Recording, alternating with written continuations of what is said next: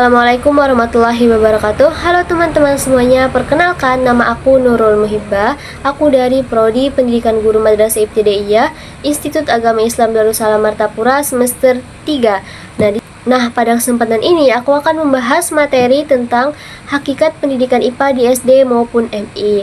Materi itu sangat penting karena menjadi dasar bagi para guru untuk merancang pembelajaran IPA yang lebih bermakna, agar guru itu tidak hanya mengajarkan teori saja, tetapi juga membentuk cara berpikir dan sikap ilmiah peserta didik sejak dini. Baik teman-teman, untuk mempersingkat waktu, mari langsung saja kita ke materi pertama, yaitu tentang pengertian IPA. Teman-teman pasti sudah tahu bahwa IPA itu terdiri dari 3 kata, yaitu ilmu, pengetahuan, dan alam. Ilmu itu adalah pengetahuan yang diperoleh melalui metode ilmiah, yaitu melalui proses yang sistematis seperti observasi, eksperimen, pengukuran, dan penarikan kesimpulan secara rasional. Sedangkan pengetahuan itu adalah segala sesuatu yang diketahui oleh manusia secara umum.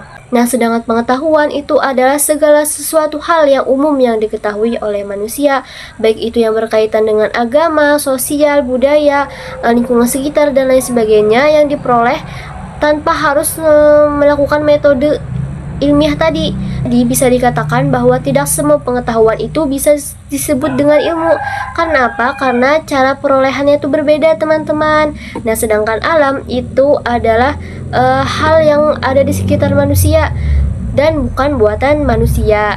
Alam itu tercipta secara alami atas kehendak Tuhan dan hukum alam. Contohnya itu seperti makhluk hidup seperti kita, manusia, hewan, tumbuhan, dan lain sebagainya itu adalah bagian dari alam. Jadi IPA itu secara khusus membahas tentang fenomena alam dan isinya, mulai dari makhluk hidup, benda mati, energi, bumi, dan alam semesta itu dibahas di IPA. Ada beberapa definisi IPA nih teman-teman. Yang pertama, menurut Rianto, IPA itu adalah sekumpulan teori yang disusun secara sistematis dan diperoleh melalui metode ilmiah seperti observasi, eksperimen, penarikan kesimpulan, serta menuntut sikap ilmiah seperti jujur, rasa ingin tahu, keterbukaan, dan objektif. Sementara itu ada juga yang mengatakan bahwa IPA itu tidak hanya berisi tentang sekumpulan fakta dan konsep, tetapi juga menekankan pada proses penemuan ilmiah. Dan ada juga pendapat lainnya mengatakan bahwa IPA itu adalah kumpulan konsep dan kerangka berpikir yang berkembang melalui eksperimen dan observasi. Jadi teman-teman dapat disimpulkan bahwa IPA itu bukan hanya sekedar konsep dan teori semata, tetapi juga ilmu yang mempelajari alam melalui proses yang ilmiah dan dapat dibuktikan kebenarannya. Dalam kurikulum sekarang, yaitu kurikulum Merdeka, IPA ini digabung dengan pelajaran IPS atau yang lebih dikenal dengan IPAS, yaitu ilmu pengetahuan alam dan sosial. Tujuan penggabungan dari dua mata pelajaran ini agar para siswa itu mampu memahami lingkungan alam dan sosial sebagai satu kesatuan yang utuh. Pembelajaran IPAS itu dilakukan secara kontekstual dan terpadu teman-teman, sehingga siswa tidak hanya memahami konsep, tetapi juga dapat mengaitkannya dalam kehidupan sehari-hari. Melalui pembelajaran IPAS ini, siswa itu diharapkan mampu mengenali kearifan lokal, memahami lingkungan sekitar, serta mencari solusi atas permasalahan yang sedang dihadapi, baik itu di lingkungan sekolah, lingkungan rumah, maupun di lingkungan masyarakat. Baik teman-teman, selanjutnya kita ke pembahasan yang kedua, yaitu IPA itu bisa dilihat dari 3 aspek, yaitu IPA sebagai produk, sebagai proses, dan sebagai sikap ilmiah. Kita yang ke pertama dulu, yaitu IPA sebagai produk.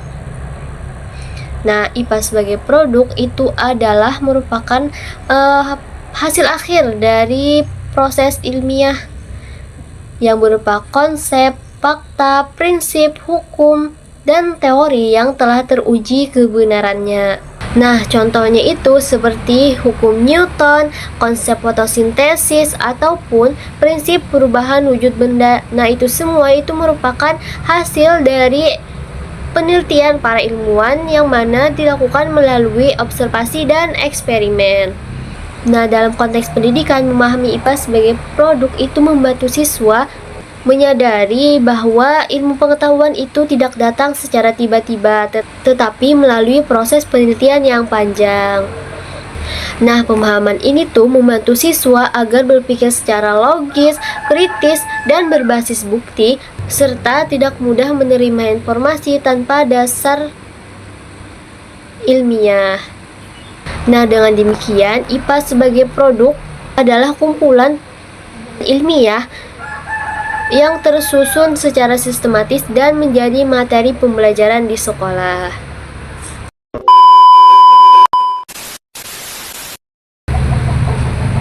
Nah, yang kedua yaitu hakikat IPA sebagai proses. Nah, hakikat IPA sebagai proses ini tuh mengacu pada cara perolehan para ilmuwan memperoleh ilmu pengetahuan, yaitu melalui langkah-langkah metode ilmiah. Nah, proses ilmiah itu meliputi kegiatan seperti mengamati fenomena alam, merumuskan masalah, menyusun hipotesis, melakukan eksperimen, mengumpulkan dan menganalisis data, serta yang terakhir itu adalah menarik kesimpulan. Nah, dalam pembelajaran IPA di SD maupun MI, aspek ini tuh sangat penting karena siswa tidak hanya menghafal konsep, tetapi juga mengalami secara langsung bagaimana pengetahuan itu diperoleh. Nah, pembelajaran berbasis proses ini tuh membantu siswa menyadari bahwa sains itu bersifat dinamis dan berkembang, bukan sesuatu yang statis. Oleh karena itu, para guru itu perlu menciptakan kegiatan pembelajaran yang memberi kesempatan siswa untuk mengamati, mencoba, dan bereksperimen secara sederhana sesuai dengan usia mereka. Nah, yang terakhir yaitu yang ketiga itu adalah hakikat IPA sebagai sikap ilmiah. Nah, sikap ilmiah ini adalah landasan yang sangat penting dalam proses memperoleh pengetahuan ilmiah. Nah, dalam pembelajaran IPA, sikap ilmiah itu meliputi rasa ingin tahu, kejujuran, ketelitian, objektivitas, keterbukaan terhadap pendapat orang lain, dan yang terakhir yaitu tidak tergesa-gesa dalam menarik kesimpulan. Nah, terus gimana sih cara menemukan sikap ilmiah bagi para siswa? Nah, yaitu dengan cara memberi ruang bagi para siswa itu untuk bertanya dan mencoba. Nah, guru itu harus bisa menciptakan pengalaman belajar yang menyenangkan dan nyaman untuk para siswa agar para siswa itu tidak malu untuk bertanya dan mencoba. Nah, baik, tadi sudah dijelaskan itu tentang definisi dan hakikat IPA dalam 3 aspek. Nah, sekarang kita ke materi yang ketiga, yaitu tujuan pembelajaran IPA di SD maupun MI. Nah, yang pertama yaitu menemukan keimanan kepada Tuhan Yang Maha Esa melalui pengenalan alam ciptaannya. Nah, tujuan pembelajaran IPA itu tidak hanya berfokus pada ilmu pengetahuan, tetapi juga membantu siswa itu menyadari kebesaran Tuhan melalui keteraturan dan keindahan alam ciptaannya. Nah, ketika siswa itu belajar tentang tumbuhan, langit, alam semesta dan lain sebagainya, itu siswa itu diajak untuk memahami bahwa semua itu adalah ciptaan Tuhan yang memiliki fungsi dan keteraturannya sendiri. Dengan demikian, tujuan pembelajaran IPA itu dapat memperkuat rasa syukur, keimanan, dan tanggung jawab siswa dalam menjaga alam. Nah, yang kedua yaitu mengembangkan pemahaman konsep IPA yang berguna dalam kehidupan sehari-hari. Nah, contohnya itu seperti memahami sifat air, gaya, ataupun energi yang membantu siswa menggunakan pengetahuan tersebut dalam kehidupan sehari-hari, seperti menghemat listrik, menjaga kebersihan, dan menjaga kesehatan. Nah, dengan demikian, IPA itu tidak hanya berfokus pada teori semata, tetapi juga harus bermanfaat secara praktis dalam kehidupan sehari-hari. Nah, yang ketiga yaitu menumbuhkan rasa ingin tahu dan sikap positif terhadap alam dan lingkungan. Nah, IPA itu mendorong siswa untuk bertanya, mengamati, dan mencari tahu tentang fenomena alam yang ada di sekitar mereka. Nah, rasa ingin tahu yang dimiliki oleh siswa itu sangat penting agar siswa aktif dalam pembelajaran dan tidak hanya menerima informasi secara pasif. Nah, selain itu, sikap positif terhadap alam membuat siswa lebih peduli, lebih menghargai, dan tidak merusak lingkungan karena mereka paham, mereka tahu manfaat serta fungsinya. Nah, tujuan terakhir yaitu menjadi bekal bagi para siswa untuk melanjutkan pendidikan ke jenjang yang lebih tinggi.